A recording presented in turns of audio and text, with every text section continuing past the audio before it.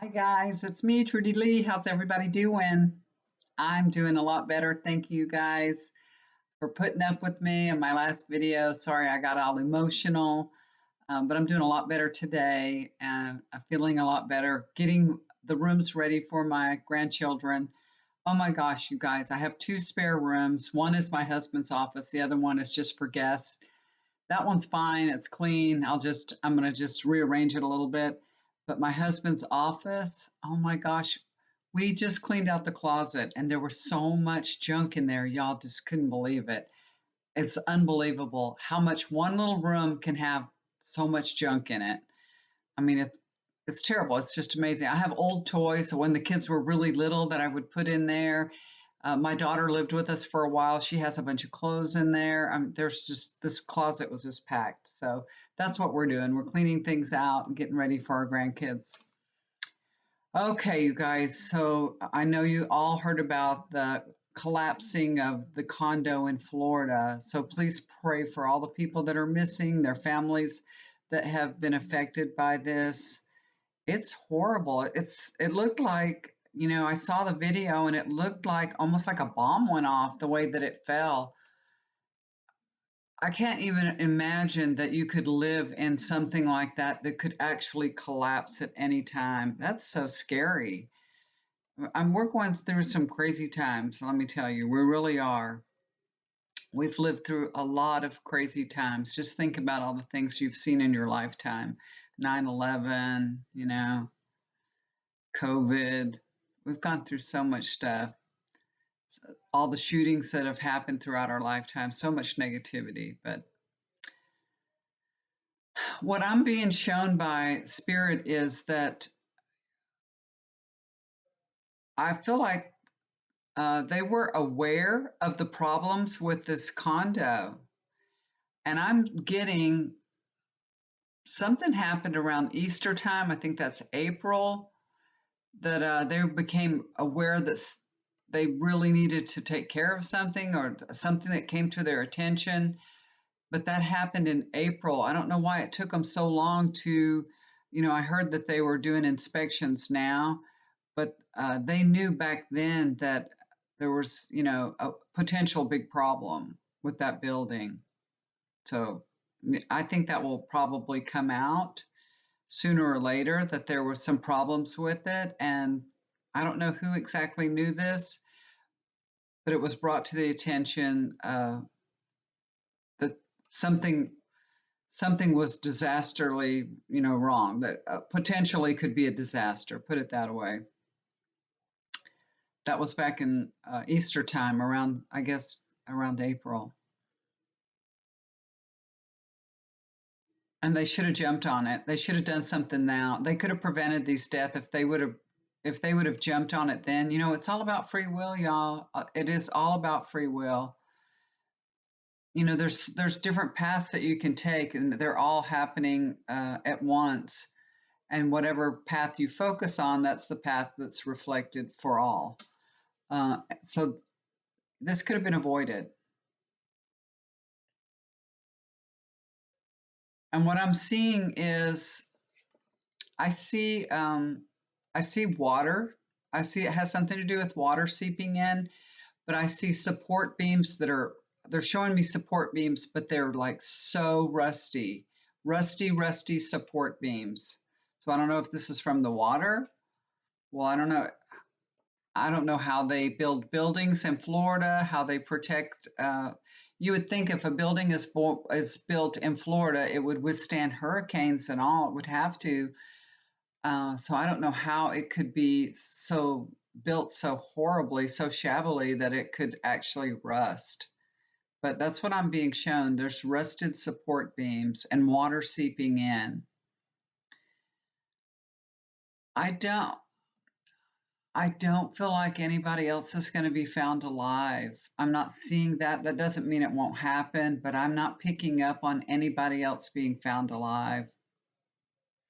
And if you think about it, if this would have happened during the day instead of the middle of the night, if it would have happened during, like in the morning when everybody was getting up and going to work or something, it could have potentially killed more people. So it happened at night, and it was kind of a blessing if it had to happen because those people were sleeping. So they didn't go through the terror of knowing what was happening to them. They just didn't wake up, you know. Of course, they found the one boy. He was pulled, and he'll have to live with that. God bless his soul. I mean, that's going to be really hard for him to live with. But we're very thankful that he's alive.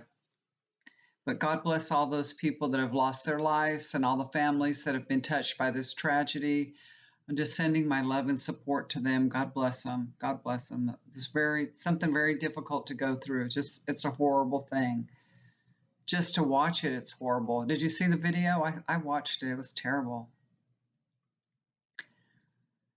George Floyd's killer, that Derek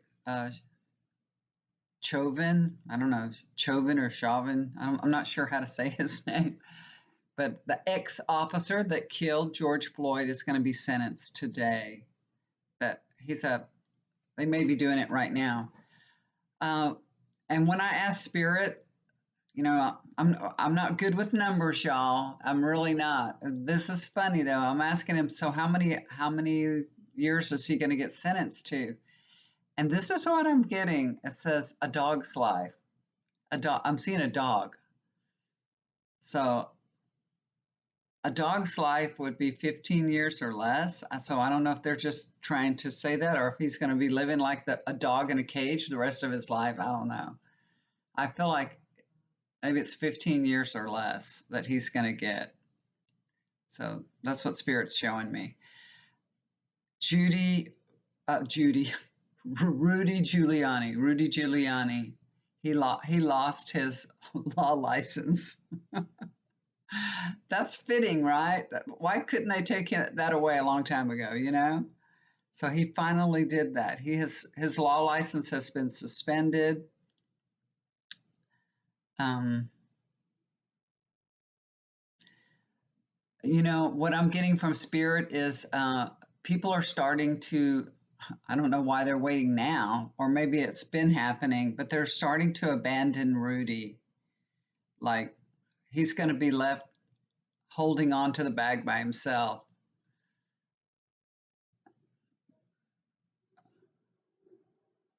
He was at the top at one time. He is at the top, but he's holding on at the top by himself. And it's going to be when you fall from the top to the bottom, it's a crushing fall. It's a crushing fall, and he just doesn't have much support anymore. That's what I'm getting. He's in free fall. In free fall, yeah. I think he's going to be charged with the crime also, but I feel like his health isn't good and it gets worse. I think his health gets worse. I see him in a sick bed. Stress and pressure, they can sure make things a lot worse. You could be already sick and then once you get under the pressure of, you know, being indicted or being charged, you can even get sicker. That's what I feel like is happening with him. I think there's already something wrong with him, and then he just kind of takes to the sick bed. But that's what I see. So it gets to him, you know. He may not actually ever go to prison. He may, he may be too sick. So I don't know. I feel like he's sick. He's just sick and he's going to get sicker. All right. What about let's see about Iran has a new president, right? He's supposed to be a hardline cleric. Ibrahim Razi, I think his name is. I should have asked my husband exactly how to pronounce it, but I didn't ask him. We've talked about him a little bit. My husband says, I don't know if it's true because I haven't looked it up or anything. My husband says he only has a ninth grade education. So he's, can you imagine a president having a ninth grade education? He's really not fit for being a president. But this is what I'm being shown. He's trying to whitewash everything. You know what I mean? He's trying to whitewash it. He's trying to make Islamic law and the clerics, because the clerics are really, they're taking a beating in Iran right now. There are people that are, ganging up on them and beating them and doing things to them. So he's trying to put a fresh paint of coat on being a cleric in Islamic law, trying to make it look clean and virtuous. Um, but on the same token, on the same thing, they're showing me this. So he's trying to make it look like, uh, you know, like I said, virtuous to be a Muslim and to follow Islamic law. And he's already authorized some torture of this man. I see this man being tortured because of his, I don't know, he, he demands him to be tortured. I don't know, because of this cleric. He's told the authorities to torture this man. I see that it's because of him. I don't know what this man's done, but I just see him being tortured because of the new president. So he's already authorized torture, and he's trying to make it look like uh, they're cleaning up Iran, making it look good, virtuous to be a Muslim. You know what I mean? But on the backside of things, they're doing things like torturing people. So the people are sick of it. They really, really are sick of it. Of course, there are some people that are, hardcore Muslims, but most of the people in Iran, the young people, they've been repressed for so long. They're so sick of it. They're really beating up on some of these little cities in Iran and stuff. They're beating up on the clerics and stuff. I've seen videos of them in the street, hitting them and everything.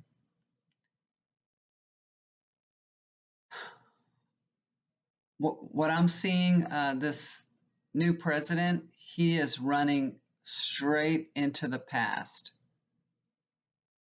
You know, he doesn't have a plan to move forward, to have Iran move forward, to modernize Iran. He's running into the past. It's a weird picture that I get. So instead of moving forward, he's moving backwards. Instead of modernizing Iran's society, he's pushing it back. That's too bad. That's too bad. So this is like his thought process. Okay, when I get into his mind and what he thinks and what he sees, uh, that the Iranian people have been given too much leeway by the last president. What the saying is, you give them too much rope and they hang themselves. So he's kind of like from that school of thought. He thinks they've been given too much leeway, too much rope. And he feels like that the reason why he's been put there is to reel in the rope. I'm going to reel the people in. I'm going to reel in the rope. I'm going to get them in line. So that's what he feels like his job is. That's how he's looking at it. He thinks that which the people wouldn't agree with him. I know the people wouldn't agree with him, but he thinks that they need a hard line, and that the last president kind of looked the other way and allowed some bad behavior to take place from the young people from society. He allowed them that, and he doesn't want to allow them that. So people of Iran better be very, very careful. They better be very careful. That being said, my husband wants to go to Iran this year, and he was telling everybody, I'm going to Iran. And I'm like, you are? He didn't even ask me if I wanted to go with them or tell me, hey, I'm going to go to Iran. I'm making plans. I just heard him talking to somebody, and he's like, yeah, I'm going to go to Iran in September. And I'm like, what? And so he's like, oh, did you want to go with me? I'll fix your passport, because I have to travel in his passport because we don't have time to like go get, it's kind of hard to get an Iranian passport for me. But since I wasn't truly born there or anything, I can get one, but you have to go through a lot of paperwork and stuff when he can just put me on his passport, which and another that has some drawbacks too, because I can only leave Iran if he's leaving. So if something happened to him while we were in Iran and I'm on his passport, I could have a little problem. I could definitely have a problem. I could probably leave, but they could give me a problem if they wanted to. So anyway, he said, "Well, if you want to go, I'm going to go ahead and put you in my passport." And he's going to be gone for 3 weeks. And it's a long time. For me, that's a long time. I'm not the kind of person that likes to travel. I don't like to travel. I go somewhere for a few days and I'm ready to come home. I always tell him we need to get our own travel trailer so that if we go somewhere, I can go home at night. That way I can stay longer. Because if I'm in a hotel a couple of nights, I'm done. I'm ready to go home. I want to go see my dog, my cat. I want to go, my grandkids and everything. I want to go home. So 3 weeks, I'm just like, oh, I don't know. I don't know. I don't know. So I haven't consented whether I want to go or not. I'm not sure. I'm not sure. I want to take a vacation and I want to be with him. I want him to go by himself, but I don't know if I want to go for 3 weeks. So I told him I'll think about it. I don't know. I have a business to run and everything. I'm doing a lot of things. I have my Etsy store and my eBay and my YouTube channel, which I can probably do videos from Iran. That might be interesting. And I could do readings from Iran probably, but I don't know. I don't know how easy it would be to get them out. I guess at certain times I could. But anyway, we'll see what happens with that. Okay, guys, thank you for listening to me and tuning in. I appreciate it. Thank you for putting up with me and listening to me cry on your shoulder. Things are getting better and we're moving towards accepting what's happening with our family. At least I am, because I have no choice. I have to anyway. So I might not like it, but I have to accept it. And I'm trying to make, my grandkids' life as pleasant as possible. So that's the plan, and I'm sticking to it. Thank you for all your comments, emails, support. I really appreciate it. Sending, love and light and prayers to my daughter and her family. It really helps a lot. Thank you so much. I love you guys. Y'all have a wonderful weekend and make sure you do something kind for someone because it'll always come back to you. Bye for now. I'll talk to y'all real soon. Y'all take care. Oh, if you'd like to get a reading with me, look down below. My email's down below, and I can get your reading done probably within 24 hours. Okay. All right. We'll talk to y'all again soon. Bye for now.